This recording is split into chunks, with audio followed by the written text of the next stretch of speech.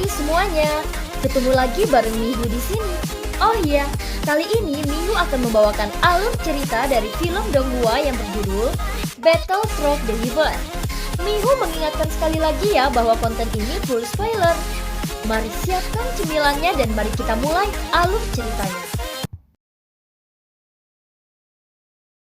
Melanjutkan dari cerita sebelumnya. Setelah usai pertempuran, keluarga Xiao saat ini sekali lagi bisa berkumpul bersama. Xiaoli yang mengetahui kekuatan leluhur Xiao Yao, dia berkata, "Patria, kekuatan Anda dipromosikan menjadi Kaisar Bintang 5. Anda pasti sangat menderita tahun-tahun ini," ucap Xiaoli. "Saya beruntung telah bertemu Xiaoyan. Selain itu kemakmuran klan kita jelas semua berkat Xiaoyan," ucap leluhur Xiaoyan tersenyum saat menepuk bahu Xiaoyan. "Sebagai orang Xiao saya harus melakukan semua ini," ucap Xiaoyan sedikit tidak nyaman dengan mata semua orang dan dengan cepat mengubah topik pembicaraan. "Kembalinya sang patriark adalah harapan terbesar kami. Semuanya harus merayakan kembalinya patriark Xiao Yao," ucap Xiaoyan. Mendengar ini ada kesedihan dan kebahagiaan dalam perasaan Xiao Yao. Kesedihannya adalah meninggalkan keluarga Xiao untuk waktu yang lama tanpa mengerti berita apapun.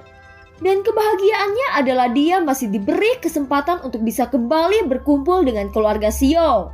Jelas semua tidak luput karena adanya Xiaoyan dari semua ini. Oleh karena itu setelah berpikir untuk waktu yang lama dia tiba-tiba berkata, "Orang-orang klan Xiao dengarkan. Saya mengumumkan bahwa orang tua ini akan menyerahkan gelar patriark kepada Xiaoyan," ucap Xiao Yao. Semua orang terkejut saat mendengar kalimat yang tiba-tiba ini. Tentu saja Xiaoyan menjadi tersangka langsung memiliki perubahan ekspresi mendadak. "Leluhur, apakah Anda bercanda? Saya masih belum pantas menjadi patriark klan," ucap Xiaoyan. "Patriark ini sudah terlalu tua dan sudah saatnya untuk menyerahkan gelar ini kepada orang yang luar biasa. Di masa depan klan Xiao akan makmur selama Anda yang mengelolanya. Selain itu kamu bisa mengatur Xiaofu Mansion dengan sangat baik. Bukankah berarti kamu pantas menjadi patriark?" ucap Xiao Yao. Melihat keputusan Xiao Yao, seluruh anggota klan Xiao terdiam untuk sementara waktu. "Apakah ada dari kalian yang akan keberatan? Kenapa hanya diam?" ucap Xiao Yao. "Aku akan menunggu Xiaoyan sebagai patriark baru," ucap Xiaoli dan Xiaolong. Xiaoyan hanya menghela nafas tak berdaya di bawah dorongan ini. Setelah berpikir untuk waktu yang lama, dia akhirnya berkata, "Karena leluhur bersikeras agar saya mengambil jabatan sebagai patriark, maka saya akan melakukan yang terbaik. Saya Xiaoyan akan memimpin klan Xiao untuk menjadi kekuatan kelas 1 di daratan kaisar dengan penggabungan Xiaofu Mansion. Kita akan menciptakan masa depan baru bagi klan Xiao kita," ucap Xiaoyan. Kata-kata Xiaoyan bergulir di lembah seperti petir. Dan semua orang merasakan keyakinan mutlak terhadap Xiaoyan. Merasakan antusiasme semua orang, Xiaoyan tersenyum dan berkata lagi, "Klan Xiao dapat terhindar dari bencana juga berkat bantuan lembah Tianming. Mari kita membayar mereka dengan hormat," ucap Xiaoyan. Pertempuran ini lembah Tianming dapat dikatakan telah berkontribusi, dan mereka memenangkan waktu yang berharga untuk kedatangan Xiaoyan. Tidak perlu sungkan, lembah Tianming dan klan Xiao adalah aliansi. Sudah seharusnya bagi lembah Tianming untuk mendukung satu sama lain. Sekarang leluhur klan Xiao kembali dan patriark baru sangat menjanjikan. Ini juga merupakan keberuntungan saya dapat menyaksikan kebangkitan klan Xiao di sini, ucap Kaisar Ming. Suasana menggembirakan ini berlangsung sesaat sebelum Xiaoli tiba-tiba batuk dengan wajah pucat. "Apakah kakek belum meminum pil yang saya berikan?" tanya Xiaoyan. "Saya sudah meminumnya dan efeknya benar-benar baik. Tetapi telapak pria berjubah hitam terlalu keras," ucap Xiaoli. "Ini tidak mungkin. Dengan kemanjuran pil efeknya tidak akan pernah seburuk ini," ucap Xiaoyan tiba-tiba merasa ada sesuatu yang salah. Dia melirik semua orang dan bertanya, "Bagaimana perasaan orang lain terhadap pil itu?" tanya Xiaoyan. "Pil obat patriark benar-benar menakjubkan. Dan saya sudah pulih sepenuhnya," ucap kerumunan menanggapi satu persatu. Hanya wajah Xiaolong yang sedikit gelap dan situasinya sama dengan Xiaoli. Ini hanya pemulihan yang lebih lambat, dan itu bukan masalah besar, ucap Xiaoli. Dalam beberapa tahun terakhir, apakah para tetua merasa kultivasi Anda menurun dari semua jenis budidaya? Tanya Xiaoyan. Bagaimana kamu tahu? Ucap terkejut Xiaoli dan Xiaolong.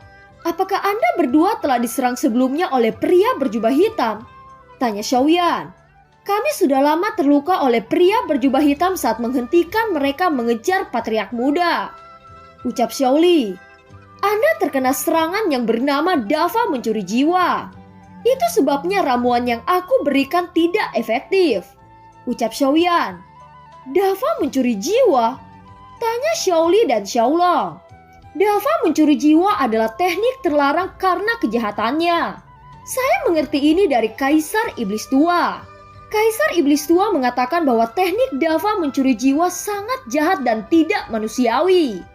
Oleh karena itu, Kaisar Iblis Tua melarangkan iblis untuk menggunakannya. Jika ada yang melanggar akan dihukum mati, ucap Xiaoyan. Bukankah itu berarti bahwa tidak ada solusi untuk menyembuhkan kakek? Ucap Xiaoqi dengan sangat cemas. Xiaoqi, Anda tidak perlu panik. Dengan adanya suami Anda, tidak ada yang tidak bisa diselesaikan, ucap Xiao Yao. Leluhur tidak harus melihat saya seperti ini. Saya hanya beruntung mendapatkan penawarnya dari peninggalan Kaisar Iblis Tua, ucap Xiaoyan membalik tangannya dan dua penawar Dava mencuri jiwa muncul. Setelah itu dia memberikan kepada Xiaoli dan Xiaolong. Kalian keluarga Xiao memiliki Xiaoyan merupakan berkah dari langit, ucap Kaisar Ming tertawa. Melihat Xiaoli dan Xiaolong berangsur-angsur membaik, wajah Xiaoqi menunjukkan kegembiraan. Keluarga iblis jiwa sangat berani mempraktikkan teknik semacam ini. Apakah mereka tidak takut diburu oleh seluruh benua? Ucap Yaoxi. Saat ini klan iblis terbagi dan belum disatukan. Sekarang keluarga iblis jiwa telah mempraktikkan keterampilan ini. Tetapi sayangnya kita tidak punya bukti yang bisa meyakinkan semua klan di seluruh benua. Kita tidak boleh bertindak enteng sekarang. Kita harus menunggu waktu yang tepat untuk menghancurkan iblis jiwa, ucap Xiaoyan. Tiba-tiba terdengar suara seperti badai datang dari sisi timur laut ke wilayah klan Xiao. Itu adalah patriark yang kembali dan membawa seluruh keluarga ke klan Xiao. Patriark muda Xiaoyan, kami lembah permusuhan salah satu dari 5 kekuatan utama akan bergabung dengan aliansi Xiao. Saya berharap Anda bisa memperlakukan suku saya dengan baik, ucap ketua lembah pemusnahan yang bernama Minglon. Karena lembah pemusnahan akan bergabung dengan klan Xiao saya secara alami tidak akan memperlakukan perbedaan antara klan saya sendiri, ucap Xiaoyan. Minglon melangkah maju dan membungkuk kepada Xiaoyan. Segera setelah itu semua orang dari lembah pemusnahan berlutut kepada Xiaoyan. Xiaoyan bernafas lega, segera dia maju ke depan untuk mengangkat Minglon yang berlutut. Karena kalian telah tulus bergabung dengan klan Xiao, maka aku patriark klan Xiao akan memperlakukan kalian semua dengan baik. Mulai sekarang 3 kekuatan utama lembah Tianming, lembah pemusnahan dan monster fantasi akan digantikan menjadi aliansi Xiao. Selain itu, saya akan menjadikan Kaisar Ming, Kaisar Yaoxi, dan Kaisar Minglon sebagai penatua di setiap cabang aliansi Xiao. Semua pos di aliansi Xiao akan ditunjuk oleh penatua dan saya tidak ikut campur. Saya akan memberikan 60 keterampilan tempur tingkat roh dan sejumlah besar pil untuk meningkatkan kekuatan aliansi Xiao, ucap Xiaoyan. Mendengar kata-kata Xiaoyan mengejutkan para penatua dan kelompok aliansi Xiao. Mereka sangat bersemangat dan berterima kasih kepada Xiaoyan. Selanjutnya kalian akan dipimpin oleh Ziying untuk menghancurkan sekte Yimo yang tersisa dari benua Dizhou ini, ucap Xiaoyan menjadi dingin. Ikuti perintah patriark muda dan menghancurkan sekte Yimo, teriak aliansi Xiao. Kerumunan itu melonjak dengan ambisi tempur tinggi dan mengangkat pedang tajam mereka. Kaisar Ming memandang Xiaoyan dari atas dan ke bawah. Semakin dia memandang, semakin dia bersuka cita. Orang tua ini benar-benar tidak melihat orang yang salah pada waktu itu, gumam Kaisar Ming. Patriark muda Xiaoyan, Tidak butuh waktu yang lama kamu sudah menjadi terkenal di benua kaisar ini, ucap Kaisar Ming sambil tersenyum. Kaisar Ming terlalu memuji. Anda bisa memperlakukan saya seperti biasanya dan memanggil dengan sebutan Xiaoyan. Faktanya jika bukan karena Kaisar Ming saya tidak akan berdiri di sini. Ucap Xiaoyan menangkupkan kedua tangannya. Sekarang Anda patriark klan Xiao. Anda tidak harus rendah hati seperti ini kan? Ucap Kaisar Ming menggoda.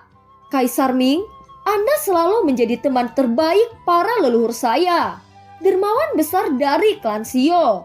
Menyandang nama pemimpin generasi muda. Tolong perlakukan saya seperti biasanya. Ucap Xiaoyan tersenyum. Hanya dalam beberapa dekade kamu membuat orang tua ini tidak bisa berkata apa-apa. Ucap Kaisar Ming mengangguk. Kaisar Ming adalah penatua terhormat klan Xiao dan secara khusus bertanggung jawab atas pengawasan semua aliansi Xiao. Selain itu, penatua Shaoli dan penatua Xiaolang akan membantu leluhur mengelola masalah internal dan eksternal klan Xiao. Saya ingin tahu apakah Kaisar Ming setuju dengan pengaturan seperti itu? Tanya Xiaoyan. Tentu saja saya setuju. Itu adalah posisi penting dan terhormat di klan Xiao. Di masa depan ketika klan Xiao berkembang, lelaki tua ini akan menjadi pemimpin kecil yang berpengaruh di klan Xiao. Ucap Kaisar Ming bersemangat. Sejauh ini klan Xiao telah mendapatkan 3 kekuatan utama di Dizhou. Dengan bantuan banyak kaisar tingkat tinggi dan keterampilan bertarung tingkat lanjut di Xiaofu Mansion, tidak butuh waktu lama akan menjadi pasukan kelas 1 di benua kaisar. Sekarang kita semua adalah klan Xiao. Mari kita pergi ke utara untuk menghancurkan sekte Yimo. Ucap Xiaoyan. Semua murid aliansi Xiao mematuhi perintah untuk memusnahkan sekte Yimo dalam satu gerakan. Kaisar Ming bersinar, seolah-olah melihat masa depan yang gemilang di lembah Tianming. Bendera dinaikkan dengan cepat, aliansi Xiao berkumpul seperti lautan orang dan menunggu perintah Xiaoyan. Xiaoyan memandangi pasukan dan berteriak, pertempuran ini untuk membalas dendam. Klan Xiaoku akan menghapus sepenuhnya sekte Yimo dari kota Dizhou ini. Ucap Xiaoyan, siap menerima perintah patriark muda. Teriak semua pasukan aliansi Xiao. Tanah di Dizhou dipenuhi dengan warna merah dan bau darah tersebar hingga ribuan mil.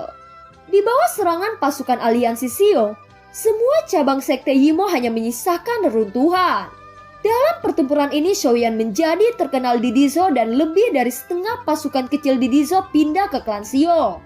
Karena semua sudah ditentukan dan sudah berakhir, sekarang saatnya untuk pergi ke negara Yuanzhou kota Jucheng. Saya akan menempatkan klan Xiao ke Xiaofu Mansion. Ucap Xiaoyan. Setelah itu dia menoleh ke Xiaoyan dan berkata lagi, leluhur, Anda akan memimpin klan Xiao ke Xiaofu Mansion. Masih ada beberapa hal yang masih harus saya lakukan untuk pergi ke suku monster. Ucap Xiaoyan. Kenapa kami tidak pergi bersamamu? Ucap Xiaoqi. Ki-er, dengan begitu banyak membawa orang ke sana juga tidak akan aman. Ini adalah perpindahan keluarga. Anda bisa yakin bahwa saya akan kembali ke Xiaofu Mansion secepat mungkin. Ucap Xiaoyan. Mendengar ini Xiaoqi tidak berdaya selain mengangguk. Bagaimanapun dia mengerti situasinya. Dengan pergi sendirian akan lebih mudah bagi Xiaoyan. Karena kamu sudah memutuskan seperti itu, saya pastikan untuk membawa klan Xiao ke Xiaofu Mansion dengan aman dan menunggumu di sana. Ucap leluhur Xiao Yao. Meskipun ada banyak orang, kekuatan mereka sangat rendah. Begitu mereka diserang oleh kaisar tingkat tinggi, mereka akan menderita banyak korban. Jelas Xiaoyan tidak ingin melihat pemandangan ini. Oleh karena itu dia memastikan keselamatan anggotanya. Saya khawatir tentang keselamatan Anda. Dan Anda adalah inti dari klan Xiao. Mengapa Anda tidak membawa Xiaozan, Ziying, Nan Erming, dan Molistrom? Ucap Xiaoqi. Xiaoyan perlahan-lahan membelai rambut Xiaoqi dan berkata, Ki-er, ratusan ribu orang ini adalah masa depan klan Xiao. Keamanan mereka lebih penting daripada nyawaku. Mereka membutuhkan pengawalan seperti Xiaozan, Nan Erming, dan yang lainnya. Selain itu, Anda dapat melihat meskipun saya hanya berada di Kaisar Bintang 4 akhir, Kekuatan tempur saya hampir setara dengan bintang 5 menengah. Dan saya masih memiliki kemampuan untuk melindungi diri. Saya tidak harus dilindungi setiap saat, bukan? Tidak mungkin seekor elang membutuhkan sangkar untuk menjulang ke langit. Apakah Anda ingin suami Anda hidup di bawah perlindungan orang selamanya? Tidak ada yang perlu dikhawatirkan. Aku hanya pergi mencari metode rahasia klan monster. Klan monster tidak akan menyakitiku, ucap Xiaoyan. Baiklah, kamu harus hati-hati, ucap Xiaoqi. Keesokan pagi saat matahari mulai bersinar, leluhur Xiaoyao, Kaisar Ming, Xiaozan, dan yang lainnya berdiri di luar lembah memandang Xiaoyan. Apakah Anda benar-benar memutuskan untuk pergi ke suku monster sendirian? Tanya Ziying. Ya, saya ingin menemukan metode membangkitkan leluhur Xiaosuan secepatnya. Saya ingin mempelajari pengobatan suku monster. Adapun kepindahan klan, saya akan menyerahkan kepada Anda semua, ucap Xiaoyan. Setelah itu Xiaoyan tidak mengatakan apa-apa lagi saat dia berbalik pergi. Setelah beberapa hari saat kepergian Xiaoyan, di sebuah aula ada kobaran api dan aroma obat menyebar di udara. Dan sebuah pesan muncul di tangan sosok pria berjubah putih. Dia adalah ketua Kuildan. Sangat bagus. Ini adalah saat yang tepat bagi organisasi aliansi bayangan untuk menangkapnya. Hanya Kaisar Bintang 4 berani pergi sendirian. Hahaha, sungguh orang yang berani. Kali ini dia tidak mungkin lolos. King Hao, kali ini saya akan mengambil orang kebanggaan Anda, ucap ketua Kuildan. Setelah 1 bulan ratusan ribu aliansi Xio akhirnya tiba di kota Jucheng. Semua orang dikejutkan oleh kemakmuran kota Jucheng yang luar biasa. Apakah kalian terkejut? Tentu saja Dizhou tidak bisa dibandingkan di sini, ucap leluhur Xiaoyao tertawa. Setelah beberapa saat mereka semua sampai di Xiaofu Mansion. Kaisar Ming sangat terkejut bisa tinggal di istana mewah di pusat kota Jucheng. Patriark Xiaoyao, apakah ini benar-benar rumah Xiaoyan? Di mana kita akan tinggal? Ucap Xiaoqi sedikit terkejut. Itu benar. Ini adalah Xiaofu Mansion, kediaman suamimu, ucap Xiaoyao. Segera suara hangat terdengar dan sosok King Hao yang diikuti King Moer, Zeni, dan Li Xiaolong muncul. Xiaoqi bisa bertemu dengan Kaisar Iblis lagi, ucap Xiaoqi dengan sopan menyapa.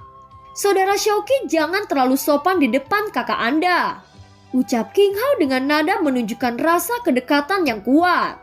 Tetapi Zeni dan King Moer di belakang sedikit pahit di hati mereka. Xiaoyao memperkenalkan ketiganya kepada aliansi Xio saat dia berkata, "Ini adalah Zeni, salah satu pemimpin Sangmen, manajer rumah lelang dasang. Ini Li Xiaolong dan keduanya adalah asisten yang baik untuk Xiaoyan, yang bertanggung jawab atas urusan besar dan kecil Xiaofu Mansion. Yang ini adalah King Moer, saudara perempuan dari Kaisar Iblis," ucap Xiaoyao memperkenalkan mereka satu persatu dengan senyum di mulutnya. Saya sudah tahu tentang kunjungan Xiaoyan ke suku monster. Karena Xiaoyan tidak ada di sini, saya dengan hangat menyambut klan Xio atas nama Xiaoyan. Anda semua ikuti Li Xiaolong untuk mengatur tempat tinggal untuk semua orang. Dan para penatua akan ikut dengan saya ke aula, ucap Zeni. Ketika dia tiba di aula, kecemerlangan Xiaofu Mansion membuat Xiaoli dan yang lainnya mengagumi. Mereka yang masuk ke sini adalah anggota inti dari klan Xio. Ini adalah rumah bagi Anda di masa depan. Jadi Anda tidak perlu dibatasi. Duduk saja di tempat yang Anda inginkan, ucap Zeni. Xiaoyao meletakkan cangkir teh. Wajahnya mulai terlihat serius dan bertanya pada King Hao. Ada satu hal yang harus saya sampaikan. Teknik Dava memakan jiwa telah muncul kembali. Sayangnya pria berjubah hitam tidak memberitahu orang-orang di balik semua ini, ucap Xiaoyao. Mendengar ini King Hao sangat marah. Klan iblis jiwa benar-benar melanggar aturan yang ditetapkan leluhur. Hanya saja apa yang sebenarnya mereka rencanakan.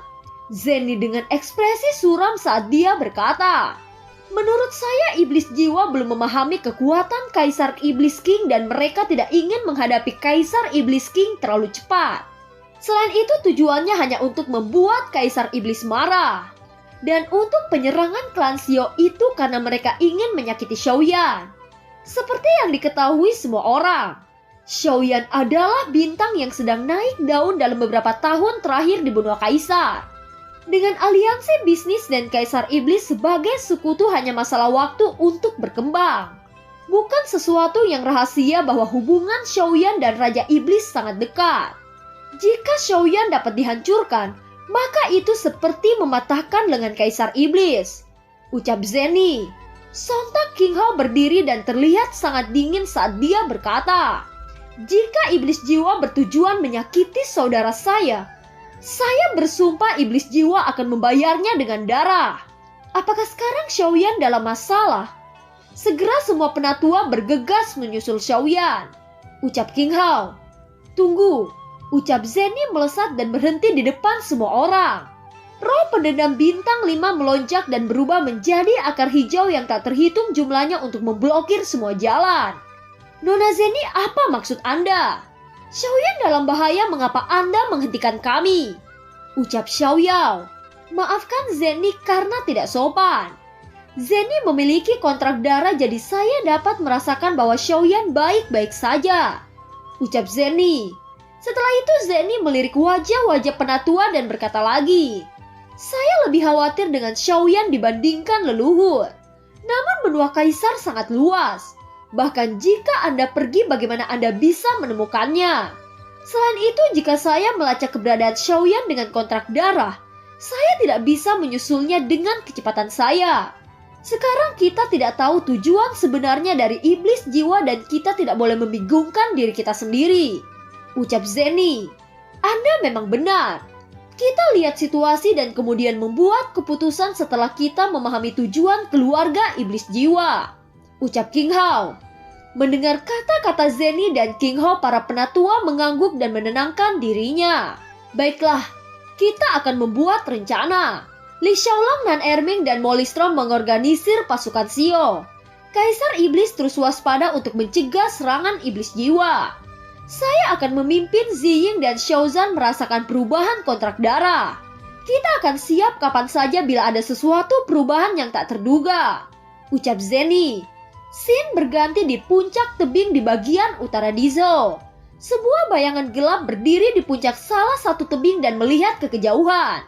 Itu adalah Xiaoyan yang telah meninggalkan kelompok klan Xiao. Ia menatap gunung yang ditutupi oleh kabut tebal.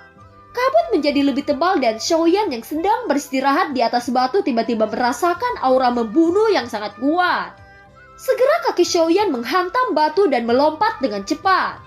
Begitu tubuh Xiaoyan baru saja meninggalkan permukaan batu, angin telapak tangan yang kuat menghantam dan menghancurkan batu menjadi serpihan bumbu.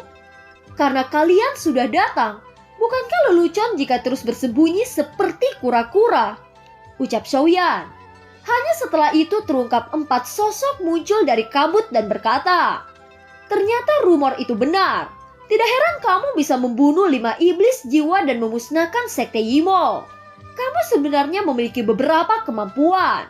Serahkan formula obat King Lin dan saya akan melepaskan Anda. Jika Anda menolak, saya tidak punya pilihan selain membuatmu menjadi mayat di sini," ucap orang misterius itu. "Hahaha, sepertinya saya akan memilih pilihan yang terakhir," ucap Xiaoyan tertawa jahat. "Bagus, keberanian yang luar biasa," ucap sosok misterius itu. Segera setelah itu dia mengayunkan pisau salju dengan kecepatan yang mencengangkan. Xiaoyan hanya menengus dingin dan menghindarinya dengan sangat mudah. Setelah itu dia mengayunkan penguasa Suan Api dan melesat ke arah pria misterius itu.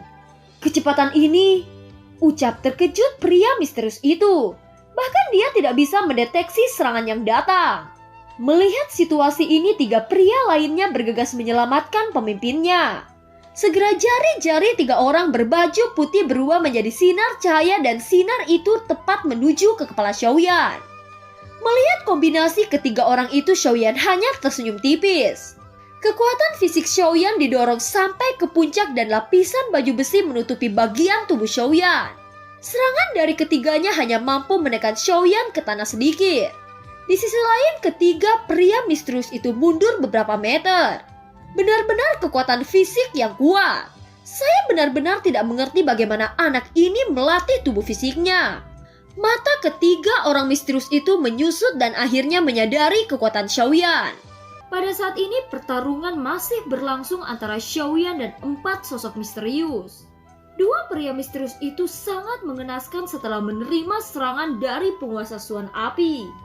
Banyak tulang yang patah dan mereka ambruk ke tanah dengan tubuh yang hangus. Xiaoyan mengangkat penguasa Suan Api dan melirik dua pria di depannya. Dua orang berpakaian putih saling memandang dan samar-samar merasakan kengerian di dalam hati mereka. Sekarang mereka baru sadar bahwa kekuatan Xiaoyan tidak seperti yang diklaim oleh ketua Quildan. Bukankah dari informasi yang kita terima bahwa orang ini hanya kaisar bintang 4? Namun mengapa dia sangat kuat? Orang ini tidak bisa dipandang remeh. Kita harus mengerahkan semua kekuatan kita, ucap pemimpin kelompok orang misterius itu. Api binatang buas ya, ucap Xiaoyan menyaksikan nyala api biru yang muncul di tubuh pria itu. Dalam menghadapi dua kaisar bintang 5 dengan memiliki api binatang bukan sesuatu sulit bagi Xiaoyan. Xiaoyan menatap kedua pria itu dan berkata, "Aku akan membiarkanmu melihat kekuatan api langit yang sebenarnya," ucap Xiaoyan. Penguasa Suan dengan kobaran api langit 3 warna melayang keluar dengan sangat indah.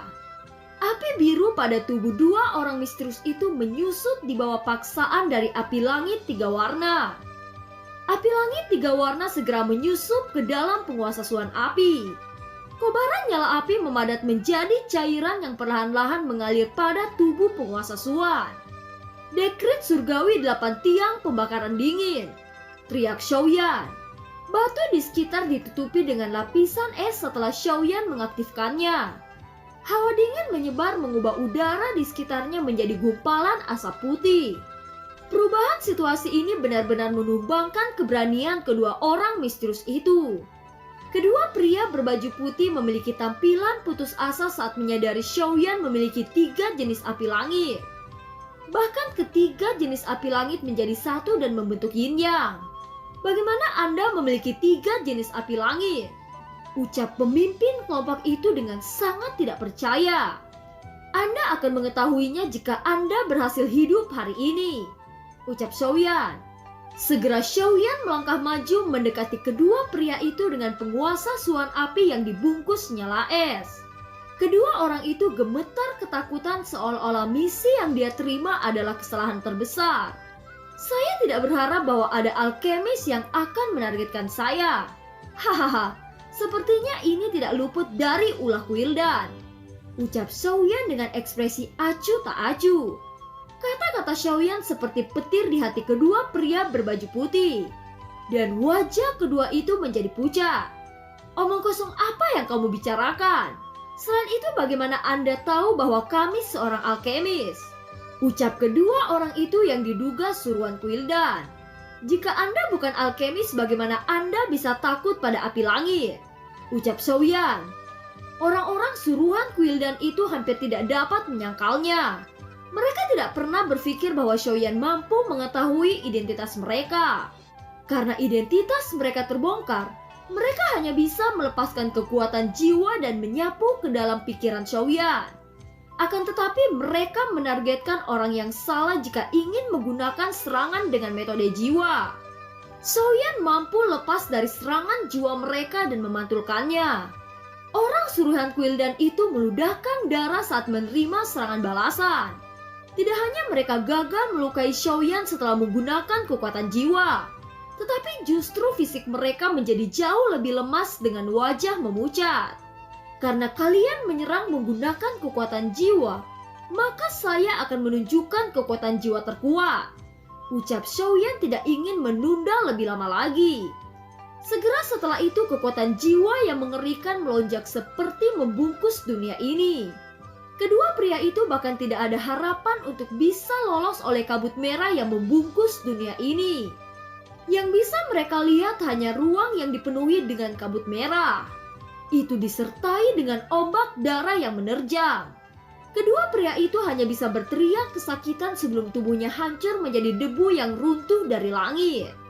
Setelah menggunakan kekuatan jiwa sebesar itu, Xiaoyan sangat kelelahan. Segera dia mengambil sebotol Qinglin dan menelannya. Keberadaannya telah terungkap dan tidak baik tinggal terlalu lama di sini. Segera Xiaoyan bergegas dengan kecepatan penuh.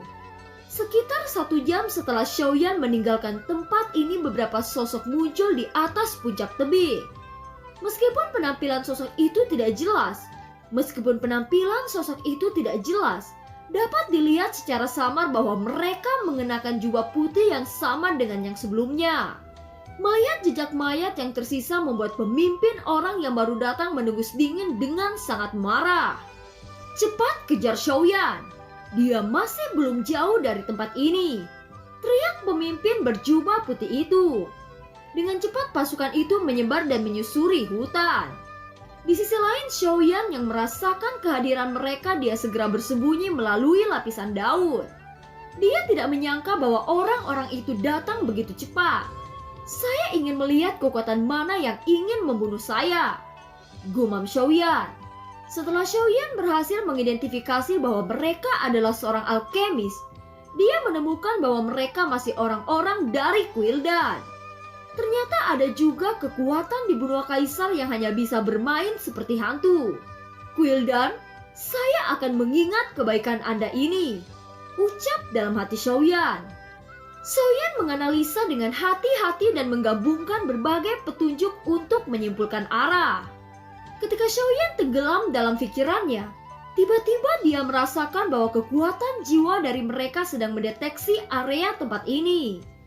Dia segera menahan nafas, meluruskan tubuhnya ke batang pohon, dan semua fungsi tubuh jatuh ke titik beku pada saat ini. Sebuah pohon mati yang telah didirikan di sini sejak zaman kuno telah menyatu dengan Xiaoyan. Tidak lama setelah itu, kekuatan jiwa menyapu di tempat Xiaoyan berada. Kekuatan jiwa menyapu dengan cepat sebelum tiba-tiba menarik diri. Baru saat itulah Xiaoyan kembali dalam keadaan normalnya. Malam semakin larut dan kabut semakin tebal. Mata Xiaoyan menunjukkan jejak kekhawatiran. Jika itu Kuildan dengan status raksasa, bahkan jika aku ingin membalas dendam, aku rasa masih belum cukup dengan kekuatan Xiaofu Mansion. Selain itu ada iblis jiwa yang lebih mengkhawatirkan. Xiaoyan mulai merasakan tekanan yang belum pernah terjadi sebelumnya. Sepertinya saya harus menganggap ini dengan sangat serius dan sesegera mungkin memperkuat klan Xiao. Jika tidak, semua upaya dan kerja keras klan Xiaoku akan hancur tanpa peringatan, gumam Xiaoyan. Setelah beberapa saat, Xiaoyan melangkah maju dan mengambil jalan memutar. Xiaoyan tahu hanya dengan cara ini setidaknya masih aman untuk menuju suku monster. Segera sosok Xiaoyan sekali lagi bergerak ke samping di sekitar gunung untuk memasuki kedalaman hutan. Waktu berlalu. Tidak terasa sudah sebulan sejak Xiaoyan berjalan melalui hutan yang dalam ini. Meskipun kecepatannya jauh lebih lambat, Xiaoyan tidak pernah merasakan nafas pria berjubah putih sebelumnya. Seharusnya aku akan segera tiba di tempat suku monster, ucap Xiaoyan. Xiaoyan mengeluarkan kekuatan jiwa dan menyapu area sekitar. Xiaoyan tidak berharap meskipun dia terbebas dari pria berjubah putih, tetapi area sekitarnya adalah tempat perburuan binatang buas. Di pohon jauh di belakang Xiaoyan selalu ada 9 bayangan samar yang mengikuti. Bayangan itu mengikuti bagian belakang Xiaoyan seperti hantu. Mereka adalah 3 sosok dari aliansi bayangan. Sial, kewaspadaan bocah ini terlalu tinggi. Pendeteksian kekuatan jiwanya tidak pernah berhenti di sepanjang jalan. Jika bukan karena kapten, saya khawatir kita akan ditemukan, ucap seorang aliansi bayangan yang mengikuti Xiaoyan dari belakang. Kekuatan jiwa anak ini benar-benar kuat. Selama tidak terlalu dekat, tidak terlalu sulit untuk dihindari. Tetapi kecepatan anak ini benar-benar abnormal. Saya tidak tahu mengapa dia berputar-putar, ucap kapten dari aliansi bayangan itu.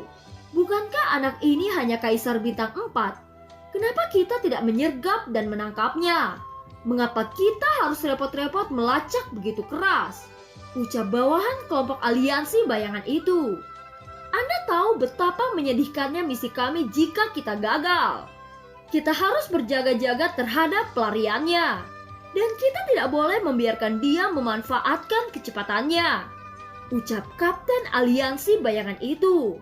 Selama berhari-hari melacak Xiaoyan di hutan, mereka sudah banyak menderita. Pendeteksian jiwa Xiaoyan yang tak berujung membuat mereka hampir tidak bisa tidur di malam hari. Di kedalaman hutan, Xiaoyan menyingkirkan dedaunan dan melihat danau hitam dengan radius beberapa ratus mil. Danau itu berbentuk setengah bulan.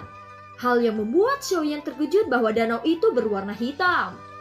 Dia mengambil beberapa langkah ke depan dengan cepat melewati kabut tipis membungkus Xiaoyan. Suhu tempat ini sangat dingin dan tampak misterius. Gumam Xiaoyan.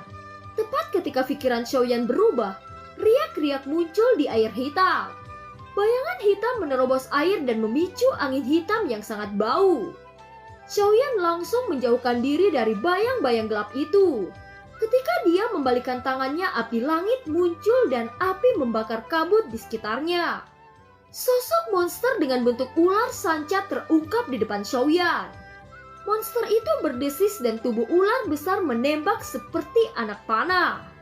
Xiaoyan tersenyum pahit dan mau tidak mau harus terlibat dalam pertarungan. Langkah kakinya terus bergerak bersama penguasa suan api yang diayunkan. Riak api mengeluarkan suara gemuruh ketika memblokir ular itu. Pada saat yang sama, 3 bila yang menyilaukan meletus dari balik pohon seperti kilat saat jatuh dari langit. Itu mengunci punggung Xiaoyan. Di sisi lain, ular sanca itu mengacungkan cakar tajam ke arah dada Xiaoyan. Melihat kedua serangan datang bersamaan, Xiaoyan tanpa ragu-ragu mengabaikan serangan di belakangnya. Ia mengayunkan penguasa suan api dengan kedua tangan dan kekuatan yang dahsyat menghantam cakar tajam dengan keras. Kaki kiri Xiaoyan mengambil langkah besar pada saat yang sama. Dan tubuh Xiaoyan menghantam ke ular itu. Menghadapi serangan seperti itu, ular sanca benar-benar panik. Dia ingin melarikan diri tetapi dia masih selangkah lebih lambat. Hantaman yang diselimuti nyala api menembus ke dalam tubuhnya yang besar sebelum berubah menjadi daging cincang. Setelah pembunuhan singkat ini, Xiaoyan melemparkan penguasa suan api dan menyambut pedang yang menusuk itu. Suara benturan logam terdengar di seluruh danau. 3 sosok aliansi bayangan muncul di dekat danau tidak jauh dari Xiaoyan. Kedua orang itu berada di bintang 5 awal sementara satunya berada di bintang 5 puncak. Sepertinya mereka berasal dari aliansi bayangan tingkat pembunuhan kuning. Gumam Xiaoyan. Langkah Xiaoyan baru saja jatuh saat 2 serangan menyelinap seperti kilat telah tiba. Itu disertai 2 bilah tajam menyusul serangan pertama. Mereka bahkan tidak memberi Xiaoyan kesempatan untuk mengatur nafas. Dalam menghadapi bahaya ini, Xiaoyan membentuk penghalang api dan memblokir 3 serangan. Xiaoyan segera menciptakan lautan api yang dibentuk oleh api langit. Bahkan kabut dari danau tersebar karena dampak dari api langit ini. Namun orang misterius ini terlihat sangat tenang dalam menghadapi kekuatan Xiaoyan. Bila tajam yang ditembakkan berhasil menembus lautan api langit yang diciptakan Xiaoyan. Melihat kejadian itu, Xiaoyan sangat terkejut dan dengan refleks menghindari pisau tajam. Pada saat yang sama, Xiaoyan mendorong kaki kanannya dan tubuhnya berkedip beberapa meter jauhnya. Karena Xiaoyan tidak bisa menghadapi ketiganya dalam pertarungan ini, dia muncul merobek ruang di belakang sosok aliansi bayangan yang paling lemah. Penguasa suan api yang sudah mengandung riak api langit menghantam leher sosok aliansi bayangan itu. Dalam sekejap, Xiaoyan mengepakkan sayap tulangnya dan melesat keluar ke arah hutan. Xiaoyan tahu bahwa dia akan mati jika terjerat lebih lama lagi dalam pertarungan ini. Mata kedua pria aliansi bayangan itu sangat merah. Dan amarah yang menyebabkan kematian bawahannya tidak bisa ditahan lagi. Dia melepaskan semua kekuatan bintang 5 puncak hingga batasnya dan sosoknya muncul di depan Xiaoyan. Pada saat yang sama, bilah tajam itu diayunkan ke leher Xiaoyan. Pada saat Xiaoyan mundur, pria aliansi bayangan hitam menyelinap di belakang Xiaoyan. Mereka berdua bergabung bersama untuk mengikat Xiaoyan ke dalam bahaya. Menghadapi kritis ini, semangat juang bintang 4 akhir meledak dengan kekuatan penuh. Tangan api langit segera memutar dan memblokir yang terlemah dari aliansi bayangan itu. Setelah bentrok secara langsung, tubuh Xiaoyan sedikit bergetar dan menyeka noda darah di sudut mulutnya. Sungguh orang yang hebat, ucap Kapten Aliansi Bayangan sedikit terkejut ketika melihat bahwa Kaisar Bintang 4 akhir bisa bertahan melawan Kaisar Bintang 5. Sudah cukup untuk bermain-main. Saya tidak ingin menunda terlalu lama lagi, ucap Kapten Aliansi Bayangan mengangkat tangannya dan gas pembunuh keluar bercampur dengan roh darah. Kabut di sekitarnya hampir membeku. Segera gas pembunuh yang bercampur dengan roh darah membentuk sosok seperti hantu menargetkan Xiaoyan.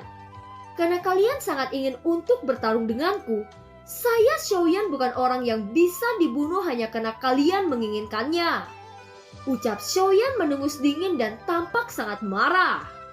Api langit dan penguasa Suan Api dengan cepat tumpang tindih menghancurkan sesosok seperti hantu dengan kekuatan yang tak tertandingi. Aliran udara yang digulung oleh penguasa Suan dan api langit merobek kekosongan dan menyebabkan aliran ruang bergejolak. Kekuatan keterampilan bertarung tingkat tinggi terungkap pada saat ini. Pria misterius menghindari pukulan fatal Xiaoyan. Setelah itu pisau tajam mengitari penguasa Suan Api dan mengambil dari bawah. Ujung pisau menunjuk langsung ke hati Xiaoyan.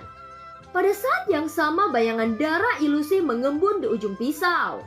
Xiaoyan tidak berani meragukan kekuatan serangan bayangan darah ilusi ini. Api langit memasuki penguasa Suan Api itu membawa angin panas yang langsung menuju bayangan darah ilusi. Kekuatan brutal menebas bila ilusi dan bila itu segera dipotong menjadi beberapa bagian. Begitu juga bayangan darah meledak berkeping-keping. Setelah itu Xiaoyan mengeluarkan kekuatan jiwa hingga batasnya menyapu pria aliansi bayangan. Tidak menunda kesempatan, sosok Xiaoyan masuk ke dalam alam jiwa menebas penguasa Suan ke tubuh pria misterius itu. Seluruh tubuhnya menjadi tumpukan daging hanya dalam sepertian detik. Kapten Aliansi Bayangan itu tidak bisa lagi menahan amarahnya saat kehilangan 2 jenderal di depan matanya. Kapten Aliansi itu berteriak marah saat mengeluarkan 2 bayangan darah dari tubuhnya. Itu hampir seperti cloning yang membentuk ilusi saat melesat ke arah Xiaoyan. Apa yang membuat Xiaoyan khawatir bahwa pria itu lebih kuat darinya? Jika bayangan darah mengenai tubuhnya, dia yakin bahwa dia akan meledak oleh serangan ini. Dan film pun berakhir.